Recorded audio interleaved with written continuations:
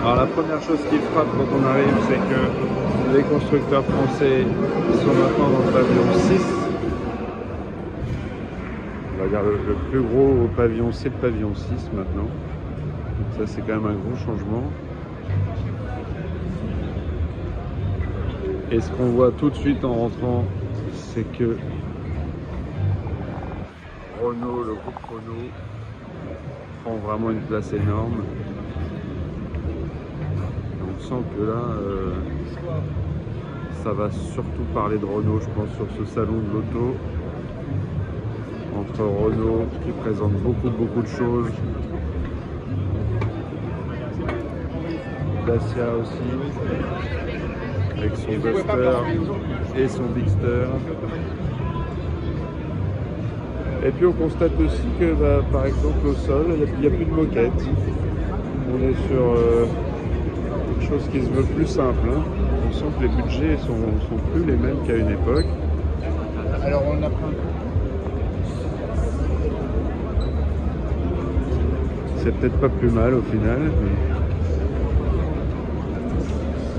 On est toujours chez Renault, parce que là on arrive chez Alpine. Et on va aller voir tout de suite le nouveau crossover de Visu qui est présenté en Chocard aujourd'hui et qui effectivement, Ça c'est le concept dont tu parles?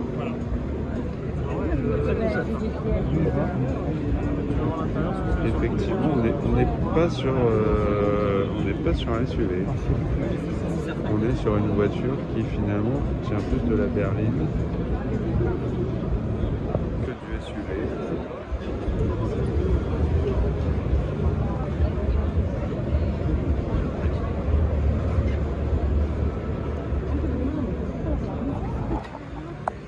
On va essayer de se faufiler parce que là c'est vraiment pas facile. Là 390.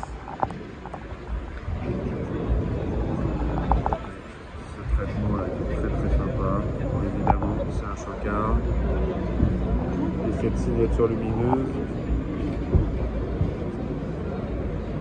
on va voir ce que ça va donner en série, qu'est-ce qu'ils vont réussir à garder ou pas. C'est une voiture qui fait quand même son petit effet. Hein.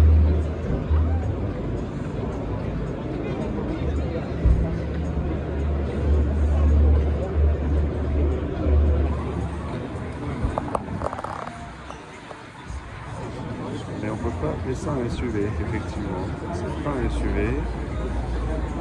C'est un petit peu une berline, mais avec les contraintes de l'électrique aujourd'hui. C'est-à-dire qu'il ne faut plus les faire si basses qu'avant. Et donc on se retrouve avec une appellation qui va être crossover en gros. Je pense que c'est simplement parce qu'aujourd'hui il n'est plus possible d'appeler ça une berline basse à cause des batteries qui sont dans le plancher.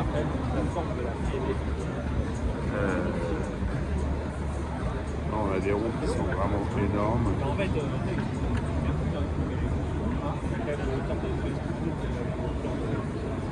Mais c'est une voiture qui est très élancée quand même. Avec un intérieur pour le coup qui est complètement délirant.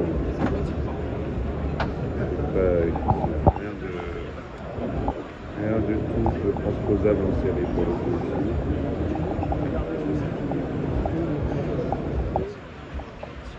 Une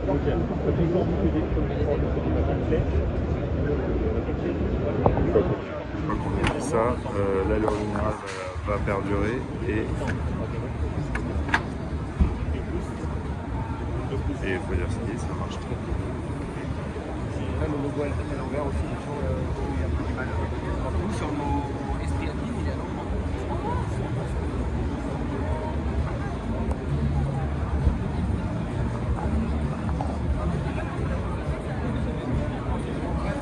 Alors ça c'est pareil, est-ce qu'ils vont réussir à conserver cet effet dans les feux arrière qui est vraiment très chouette. Il est permis d'en douter, mais ce serait vraiment magnifié s'ils arrivaient à garder ça, ce serait quand même génial.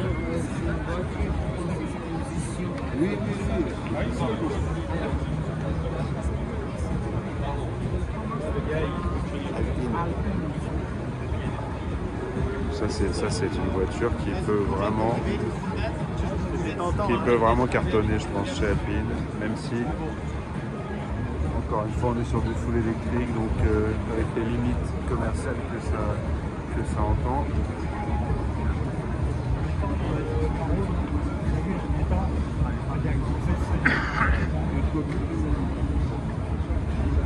Il y a vraiment des choses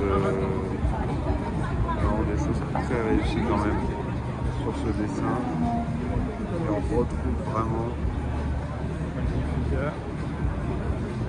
vraiment cette ligne. Ah, maintenant c'est des portes. Cette ligne de la 110.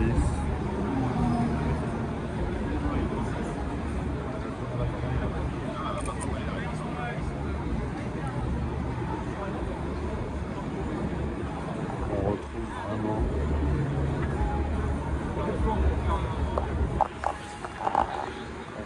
vraiment un vrai air de famille avec la 110 sur le dessin arrière, et ça c'était quand même pas évident à réaliser.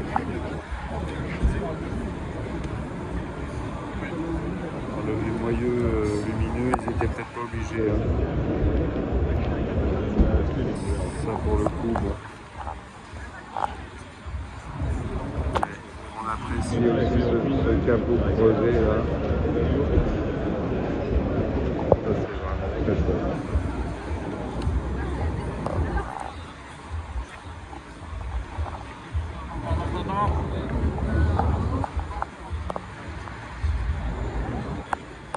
Reste à savoir où est-ce qu'ils vont mettre la plaque. Est-ce qu'ils vont mettre une plaque centrale? Est-ce qu'ils vont faire un peu comme chez Alpha avec des plaques sur le côté? Ça pourrait être sympa aussi. Ça m'étonnerait qu'ils le fassent, mais bon.